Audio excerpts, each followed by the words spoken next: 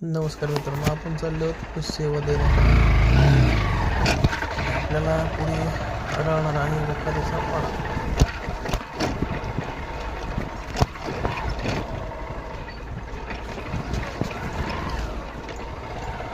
जाईन का गाडी? कुंकून घालू सरळ हाय त्याच वाटणी. किती जात आहे पाय? एवढे भिजत आहे का तेवढे? कडे मग काय अडचण. सनाट सनाट गाडी नाही बंद पडत आपली. काय मिळेल म्हशीचा?